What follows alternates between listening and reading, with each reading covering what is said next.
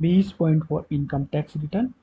अगर आप belated return file करने का सोच रहे हैं, बिलेटेड रिटर्न का मतलब है आपकी due date income tax return 31 जुलाई है और ITR 1। अगर आप उसके बाद रिटर्न फाइल करते हैं तो वो बिलेटेड रिटर्न होगी। इस केस में ध्यान रखिए कि आप ओल्ड टैक्स रिजीम को ऑप्ट नहीं कर सकते हैं, आपको न्यू टैक्स रिजीम के साथ ही जाना होगा।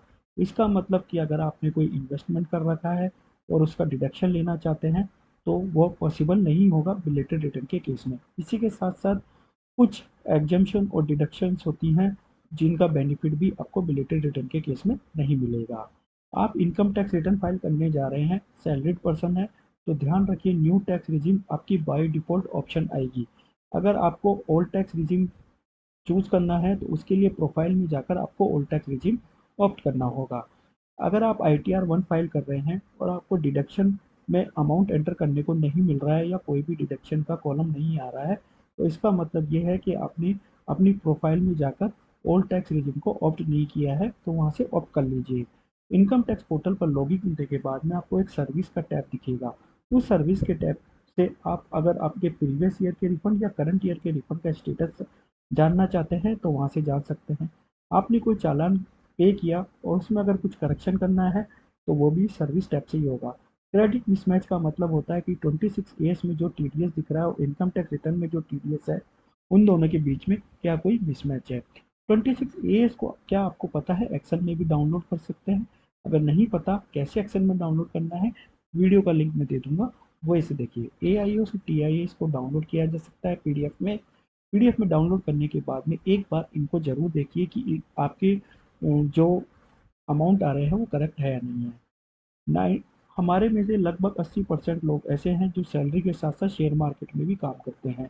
शेयर मार्केट में उनको गेन और लॉस होता है। इस केस में ध्यान रखिए कि ITR 1 आप फाइल नहीं कर सकते हैं, आपको जो है ITR 2 फाइल करनी होगी। रिवाइज रिटर्न का कॉन्सेप्ट आता है कि जब आपने ड्यू डेट से पहले कोई रिटर्न भरी है ओरिजिनल और उसमें कुछ त्रुटि हो गई है, उस त्रुटि को आप रेक्टिफाई करना चाहते हैं तो रिवाइज रिटर्न की सहायता से कर सकते हैं। डिफेक्टिव रिटर्न का मतलब ये है कि 26 AS या AIS और TIS में जो इनकम आपकी दिख रही है उस इनकम को आपने जो है अपनी आई टी आर फाइल करते समय बराबर नहीं दिखाया है, कम दिखाया है, तो आपको डिफेक्टिव रिटर्न का नोटिस आएगा। ये नोटिस रिटर्न फाइल करते ही आपको आधे घंटे या 1 घंटे में आ जाता है।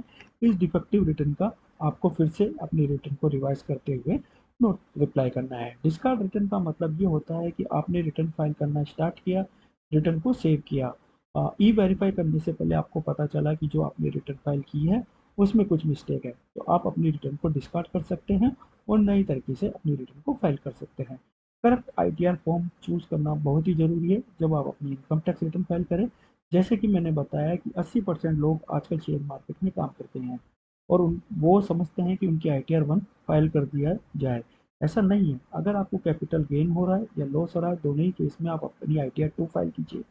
कैपिटल लॉस होने के केस में शेयर मार्केट से अगर आपको लॉस हो रहा है तो उसको सब्सिक्वेंट पीरियड में एडजस्ट किया जा सकता है, तो इसलिए ITR 2 फाइल कीजिए। गलती से भी ITR 1 फाइल मत करें। एक्टिव बैंक डिटेल्स जितने भी आपके बैंक हैं, अगर वो एक्टिव हैं तो उनकी डिटेल्स भी आपको इस बार की इनकम टैक्स रिटर्न में फाइल करनी होगी।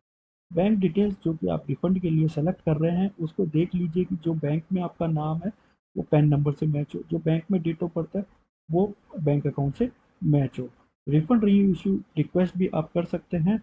अगर आपका बैंक डिटेल्स गलत फाइल हो गया, जैसे कि आपका जो IFSC कोड था या आपका बैंक का अकाउंट नंबर आपने गलत फाइल कर दिया या चेंज हो गया, तो उस केस में आपका रिफंड रिजेक्ट हो जाएगा, लेकिन इसको रिफंड री इशू के रिक्वेस्ट से अब वापस से रिफंड के लिए कर सकते हैं। इनकम टैक्स में रिफंड की कोई भी टाइम लिमिट नहीं दी है।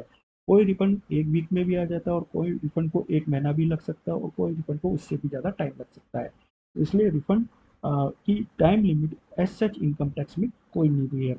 आप ITR फाइल करते हैं तो उसको ई वेरीफाई करना ना भूलें। ई वेरीफाई OTP आधार OTP से भी कर सकते हैं, नेट बैंकिंग के थ्रू भी आपको एक कोड आएगा, उस कोड से भी कर सकते हैं। रिटर्न फाइल करने के बाद में आपको ITR का एक इंटीमेशन आएगा जिसे 143(1) का नाम बोला जाता है।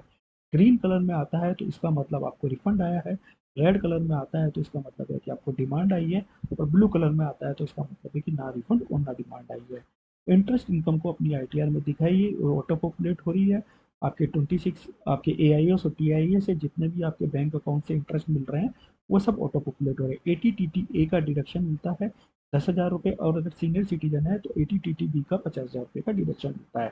हाउस प्रॉपर्टी की इनकम भी आपको दिखानी है, या ITR 1 में भी दिखाई जाती है। फ्रेंड्स, अगर आपने इन हाउस प्रॉपर्टी का कोई लोन ले रखा है तो ध्यान रखिए उसका इंटरेस्ट आपको 24 सेक्शन 24 में इनकम फ्रॉम हाउस प्रॉपर्टी से डिडक्ट हो जाएगा 2 लाख रुपए। और अगर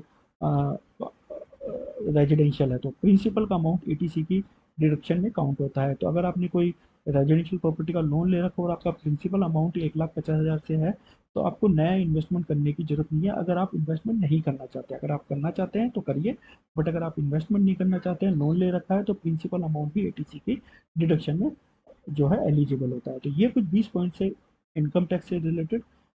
होप आपको वीडियो अच्छी लगी होगी। अगर वीडियो अच्छी लगी हो तो लाइक शेयर एंड सब्सक्राइब करें। टिल देन जय हिंद, जय भारत, धन्यवाद।